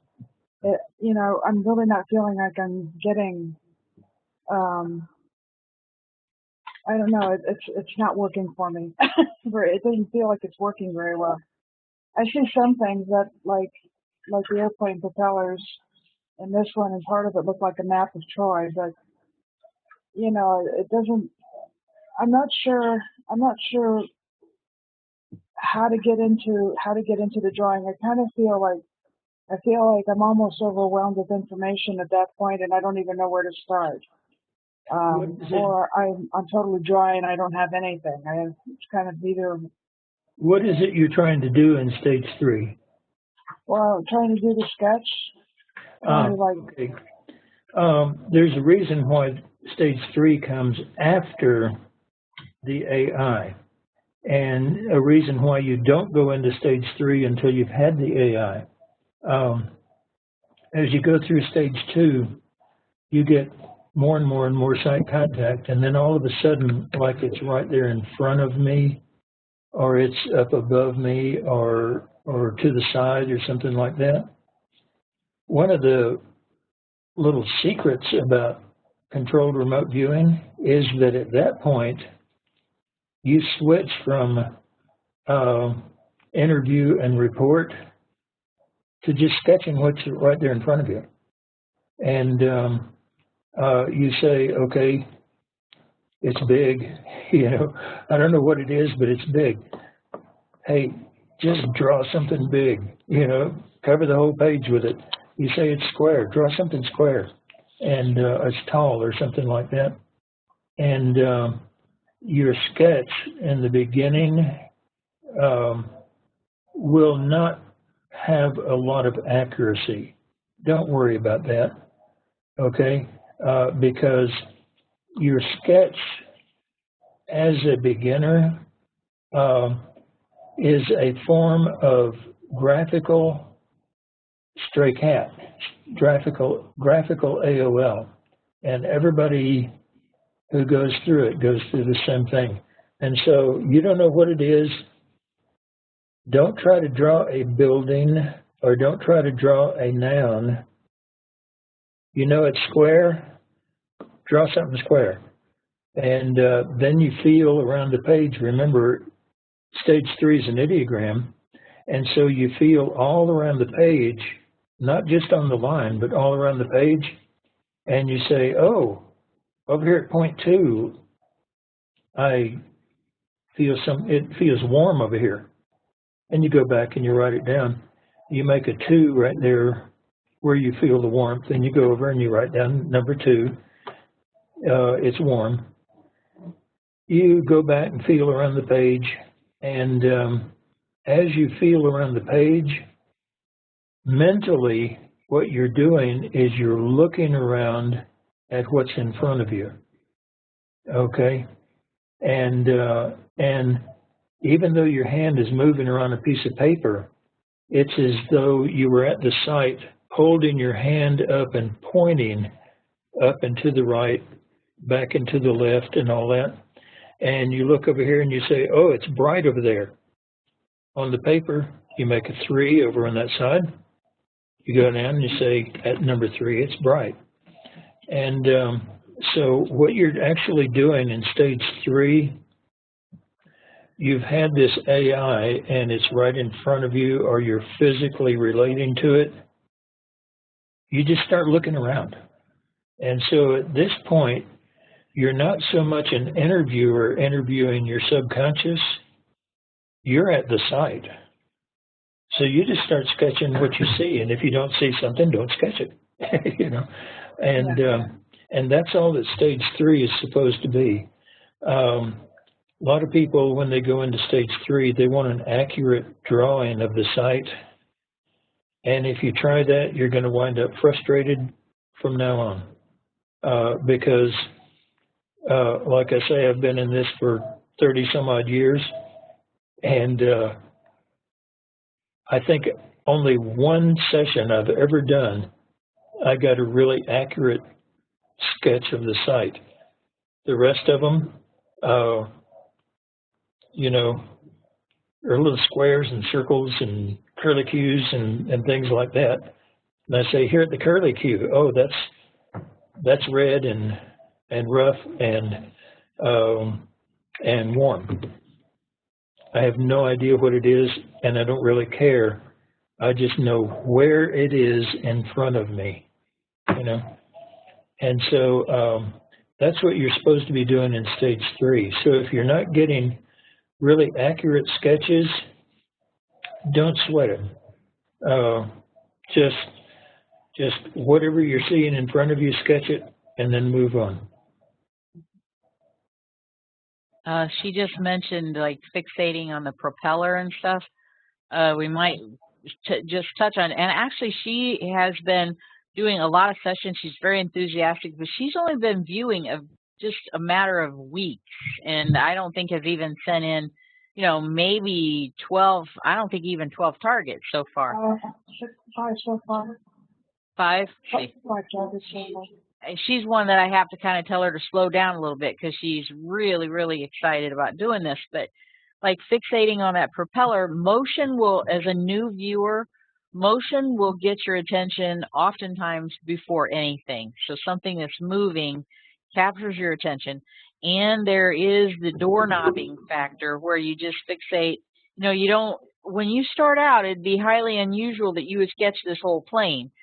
If you just sketched a propeller and then crossed that out and then came on down and did more propeller and then more propeller, then that is how you, I'm just like, I just thought of something I'll try and show you. How you work on rubber banding and doorknobbing. Go ahead. I think Teresa has probably already told you this too. Let's say you get the propeller and you sketch it and that's all you're seeing. And then you don't know what to do now.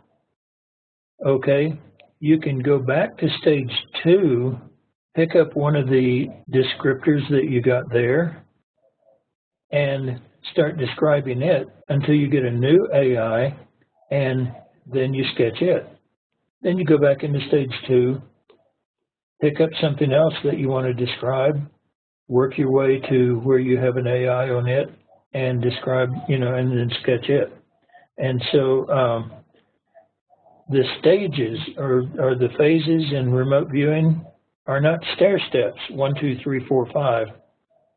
they're tools on a tool belt. And so you go back and you pick up something in stage 2, and you work your way to a sketch of it. Pick up something else in stage 2. You can start stage 2 all over again. And so these are tools for you to use in a creative way to get information that, about the target. So let's say one of your stage 3 sketches has a propeller. The next stage 3 sketch has 2 lines, one above the other. You don't know that those are wings on an airplane, but it doesn't matter because you have sketched that part of it. You said something was flat. You get an AI on it, you sketch it, and you say it's flat and horizontal. Then you can go back and do it again. So even when you're in basic, shoot, you can wind up with 50 and 60 page sessions. I saw Teresa kind of grimace when I said that. But I don't feel quite as bad now. Mine were getting like 14 pages long, and I thought, this is getting to be a book here. I better try and conserve paper. Yeah. Oh, listen. Remote viewers are called the tree killers of the world. We waste paper. I just made a poster 2 days ago, and unfortunately, I'll figure out my keywords here. But Terry Bain is like the developmental sketch queen. I don't have everything here, but this turned out to be a propeller on one of the ships at the Norfolk Naval Base. And when I pull that up, I will probably have more sketches. But like for instance, this is going to be like maybe her second sketch. I don't know that if I do this, they're all gonna flow into each other. She can't get a ship out of her head. That's the way it ended up in that shape. And it was going around, so that's not it. That's not the towers. So let me back it up here. So see, at one point she starts out with just flower petals. Then she's got flower petals on a stalk, and each time she makes an extra sketch, and she just keeps working on it. Then she takes a break, and all the time she's making notes. Stray cat, I can't get a flower out of my head. Stray cat, it looks like a flower shape. Stray cat. Then all of a sudden we get stray cat, windmills in ocean scene, I think. Ocean something. Escape? Anyway, ocean something. So, and that's not it. But I wanted to show you how to develop sketches and not be worried that, you didn't get a finished product with the first one. And that's the whole point of never obliterating your sketch and never changing it because it's good stuff. Okay, here's the rest of her stuff. This is how it started out. She got multiple curves and stray cat of flower. And then the next sketch, she makes an X through that one, and she comes to flower design like a flower design. It's like it. She's not saying it is. Something that's like it. Stray cat looks like I'm drawing a flower. And that's the finished thing that we did through research. See if I got all these so you can see. Yep. So, and then she's jumped to the one with the windmills in the ocean.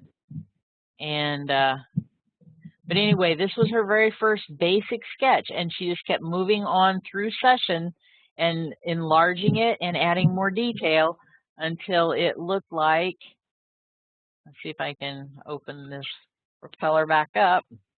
And even we were sitting here on a night just like tonight, debating all this stuff, and Lynn's like, no, and I'm like, what does it look like on the back end of a ship? I don't know.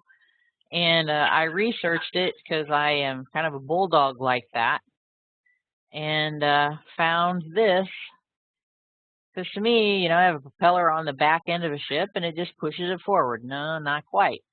but if you rotate it just a little bit, you've got her triangular shape and the propeller coming off it.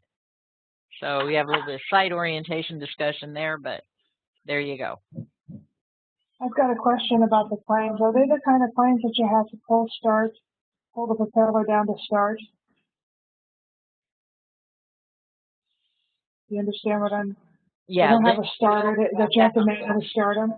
On those biplanes, do you take a hold of the propeller to start them? Oh, I'm sorry, I'm getting a little echo, and so I didn't really understand her question. No, I don't think. You know, I don't know. I'll have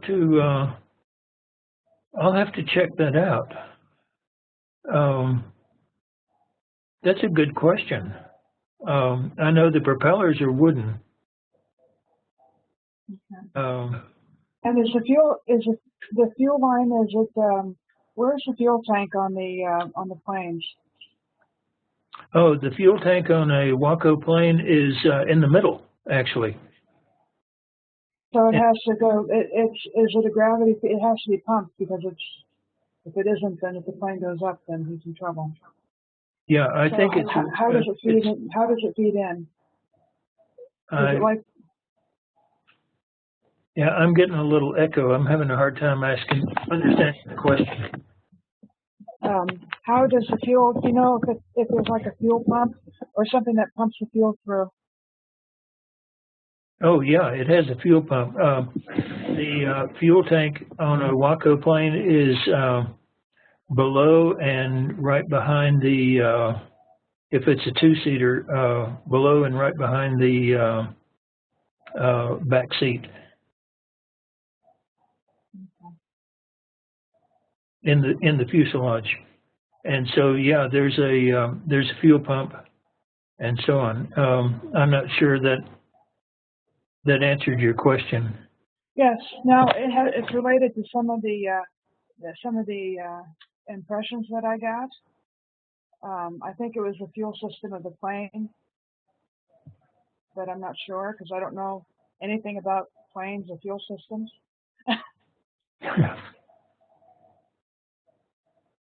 I don't know.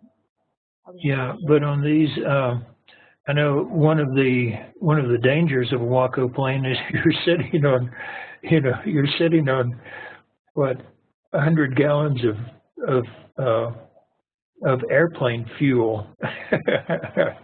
It's not really the safest thing to do.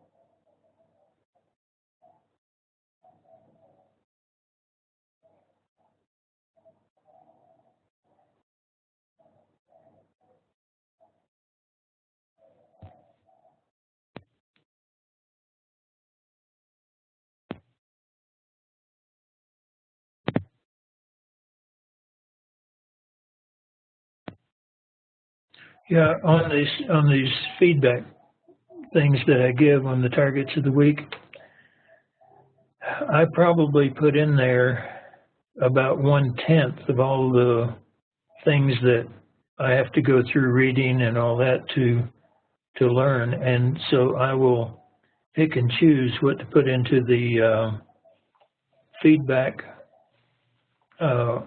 document. But down at the bottom, I try to give references and links to all the other information that I picked up along the way. So if you look on the website under this date, under targets of the week, it will have, okay, Flying Magazine, Mark Spears Wikipedia,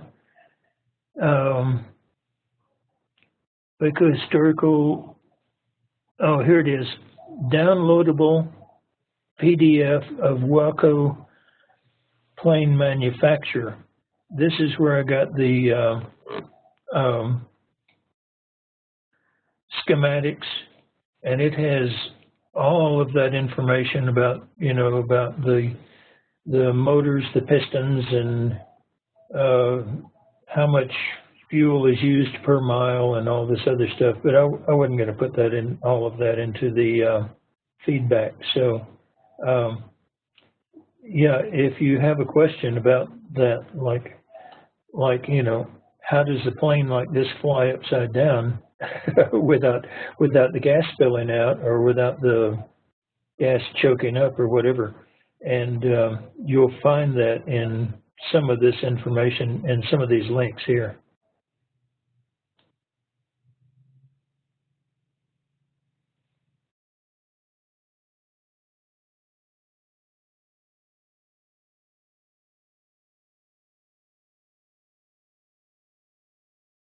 Sorry, I had trouble understanding the question. I'm getting just a very slight echo here. I'm not sure why.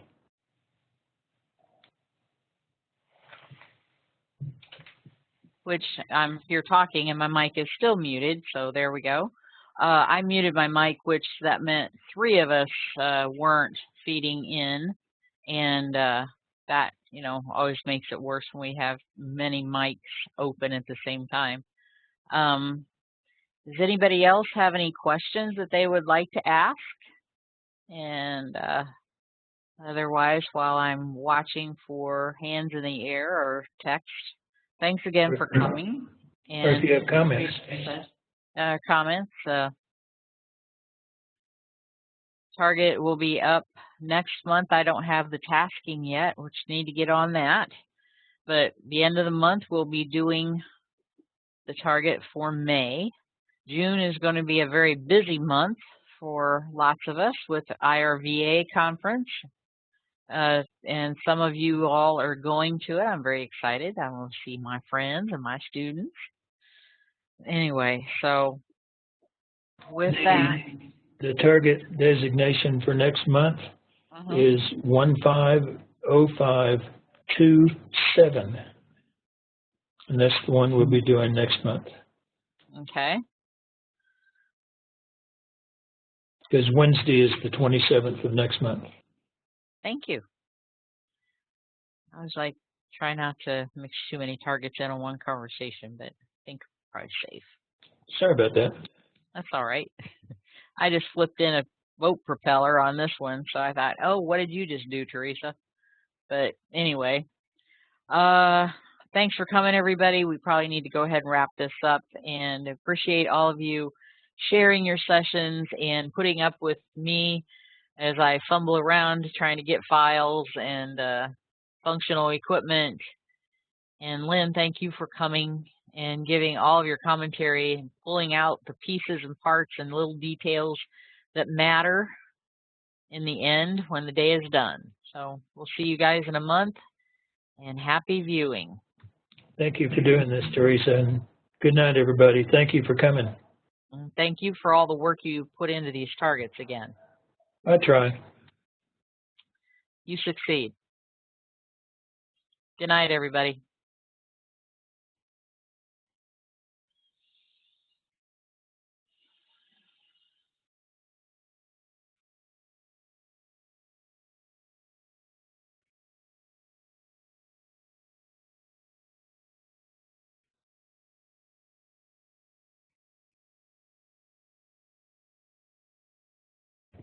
Does anyone just like stay on and hang out?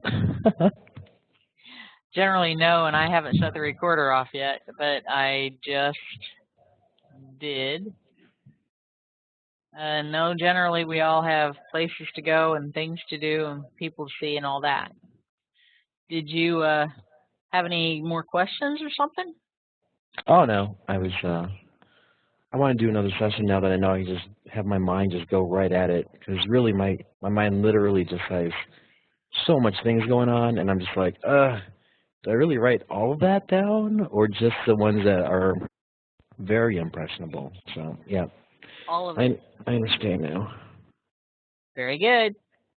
Okay. Did my scans come out okay? Because I used my phone actually again. Whatever you saw is everything that I got. Did you send more than that? No, there was only 3 pages, but Okay. did it look okay on your end in terms of like reading it and stuff? Okay. Oh yeah, it was fine. Because if any of your students don't have a scanner, but they have a smartphone, there's an app called Tiny Scan that's free. And so I took a picture and it puts it in that format and puts it into a whole 8.5 by 11. So it's kind of nice. I need to get that program. I do have one student that I've advised to get. There's several apps out there to that, because she has a phone and she doesn't have a scanner. So I haven't heard from her for a little bit. So. Well, if you do, it's called Tiny Scan. It's an Android app that works really well. Okay. I will pass that on.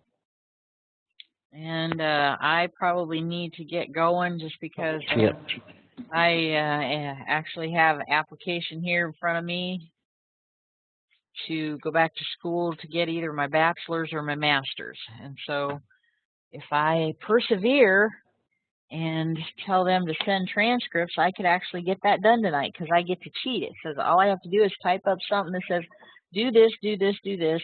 I don't have to scan anything. I take a picture of it and email to them. I'm like, well, that's right up my alley at this point. So.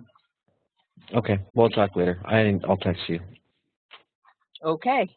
Okay, see you. You know where I am. Okay, talk to you later. Bye-bye. Bye.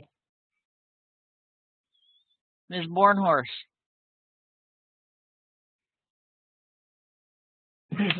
Yeah. Hello. Hello, hello. How are you? Can you hear me? I can hear you fine. Can you hear me? I can hear you. Well, since we've established that. Hello. It was a good night. Yeah, I had a good time. Sorry. It was a good variety. Yeah. And I thought, well, we only have 2 sessions, and I did not want Lynn to get off onto the IAB and picking everybody's session apart and stuff like that. But I thought we had some really good things to illustrate. And I just got an email from Janine. She thinks that she's feeling very motivated about like cleaning up her house and doing all this stuff, and she thinks that she's been taking up space and she should move aside for the newbies. And I'm like, oh please, what if the newbies don't step up? Please do not. This place seats 99. Please send in those sessions. So anyway, how was your trip to Indiana? And we didn't really talk too much about that when I dropped the poster off. You know, all is well. All is well. Okay. Good. Just taking it easy this week. Okay. All right. Well, I probably should keep moving here. Keep moving. Yeah. I love your new office. I think that was really smart. Hopefully so. Neighbors might not think so because I'll be making racket on this side of the house, and they couldn't hear me when I was in the kitchen. So that's mysterious. I like it. I'm right up here on their second story, and their bedroom is right over there. So hopefully, I won't be making too much racket. So. All right. Well. I'm yawning. I need to push on. Thank you for doing this tonight. You're welcome. I'll get back on the horse and ride, and I will turn in sessions and keep on learning. And gosh dang it, Bob! Wow, did he do some bang up work? Yeah, he's been working really hard, but yet some stuff will pop through. It's like, dude, why are you including the front loading in your POCAs? And I think like 2 or 3 webinars ago, Lynn did his usual out both sides of his mouth thing about how, well, in a way that could be because you've got a flat. And I'm just like, I'm pulling rank here. POCA is a flash of what the target might be, not information that somebody has fed to you. That's a distractor. That's conscious mind. You keep that POCA freed up for your subconscious to have a voice. Don't you be cluttering it up with this front-loading stuff. Yeah, I like what you're saying. Because I brought it up with Lynn the last time. I'm like, what happens if he includes his front loading in his set-asides. Is he like going to set that all aside? I know the whole point is to set aside worrying about it, which you could just set aside worrying about the front loading instead of setting aside the front loading. And I said, and where is this mixing that in with your polkas come from? That's just like propped up in the last month or so. It's like, dude, and I like have been at him in emails for like the last 3 emails. It's like every time I bring it up, and every time I bring it up, and this last one is like, polka is, POCD is. It's like, oh man, it's like, wait a minute, where'd all this complicating stuff come from? So. Well, it's the excitement. Mm-hmm. The excitement, and it, and it's just like, wow, it's so much, and it's just like, okay, just like you always say to me, slow down, clean that up. Mm-hmm. Yeah. Yeah, Jenny, who was here, she is just like gangbusters. She scries at some point. I don't want to put her on the spot like the first month she's here or anything, but maybe sometime she can do a webinar on scrying because she's an expert scryer. And so now, of course, her subconscious is used to being able to have a voice in one medium, and it's being told, to try and communicate a different way. So she's having a little bit of apples and oranges going on. And some of the emails I get from her are really like in-depth and applying like various other mediums and this, that, and the other. It's like, no, look at your viewer manual, that little 2-paragraph thing that says we're not talking about spirit guides and, this, that, and the other thing and Akashic records and whatever.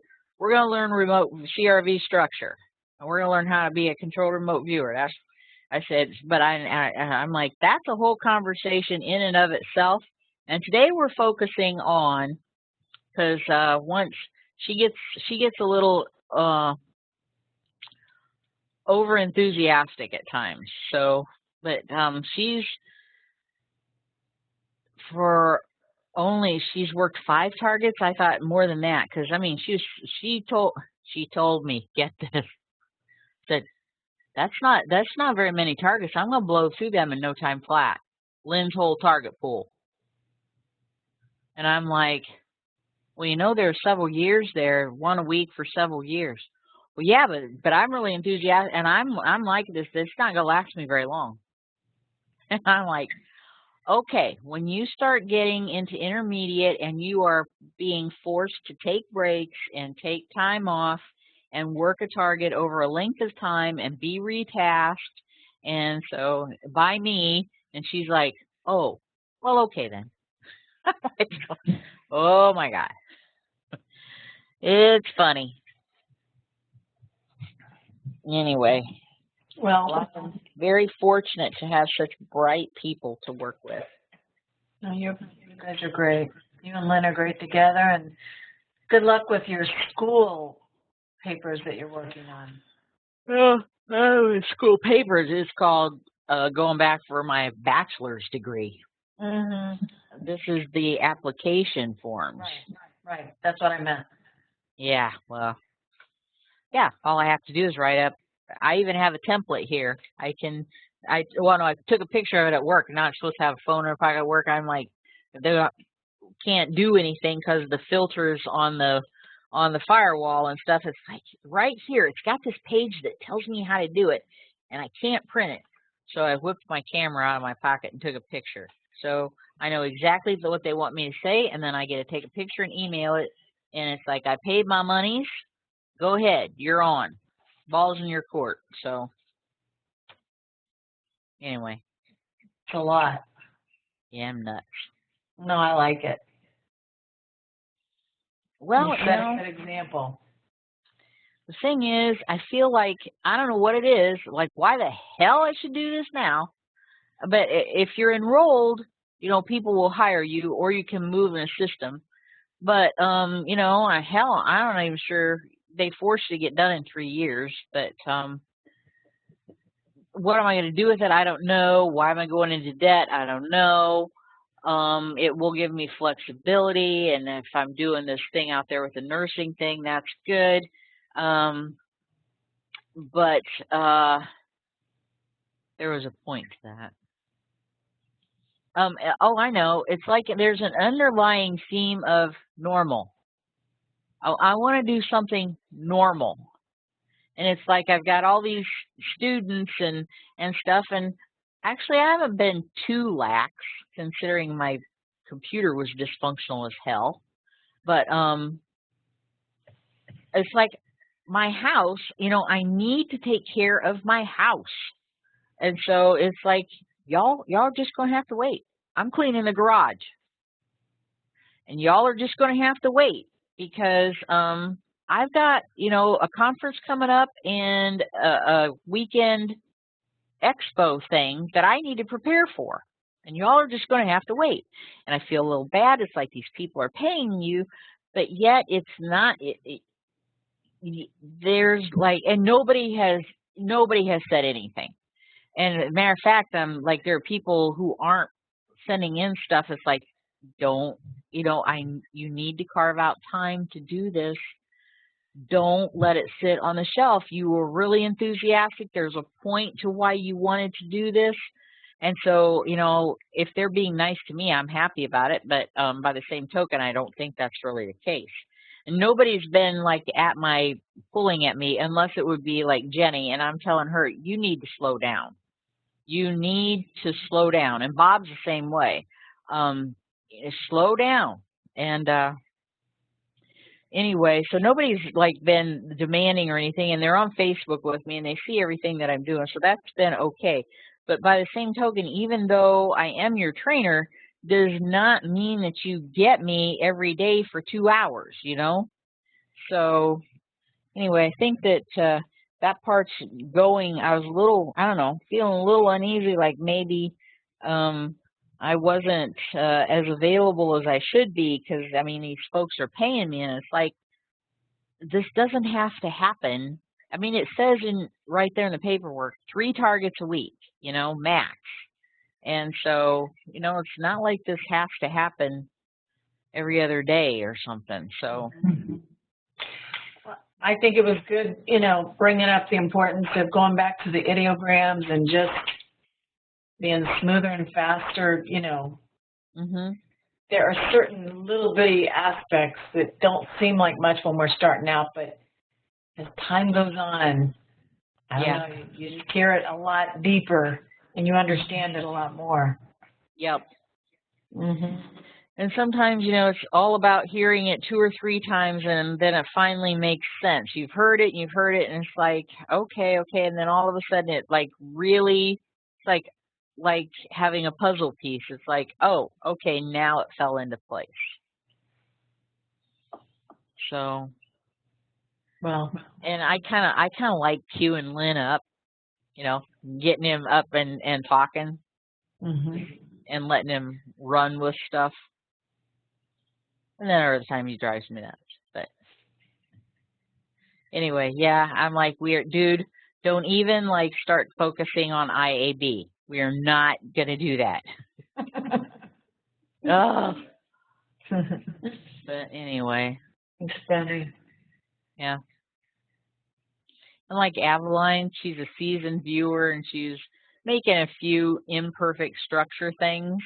And I thought, she was just in the hospital a few weeks back for transfusion, and she has poor health. And she just viewed the shit out of this target. Yeah. And she's not going to become an operational viewer. I've actually used her on projects, and she wouldn't take any fee because of her income status, whatever it is over in the UK. It's like over here, you can't supplement your income or whatever. But she wouldn't take any money, and she helped with projects and stuff, and that's like her. It's like, I could chop her session up. It's going, oh, I don't see your hash marks on your 5 ideograms, and you didn't do this, and you didn't pick up your set asides, although I do need to tell her about that because we're honoring an agreement. But, it's like I'm not going to rip the shit out of her session. There's no point.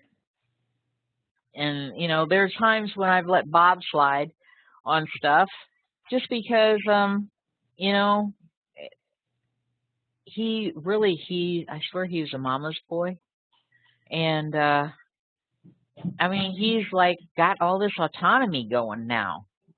And he's really got confidence. And he's viewing the shit out of these targets.